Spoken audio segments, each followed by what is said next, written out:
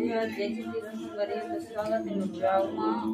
मैं बनाता हूँ चावल आटा के रोटी। नहीं बने रहो मोर वीडियो में। तो बाद में आटा हो गए तैयार। अब पहले हम डाल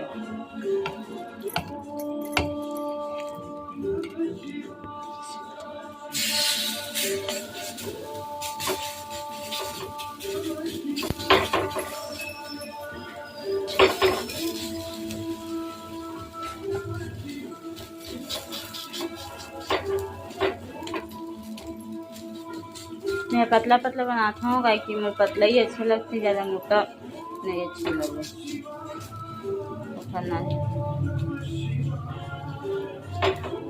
फरवा जैसे नहीं, पतला पतला बनाता हूँ। तो खैर बाद में चल देता हूँ जिमीकांदा काट के उबालना है मला, और सब्जी भी बनाना है। आधा काट के उबाल खाऊँ और आधा ना सब्जी बनाऊँ।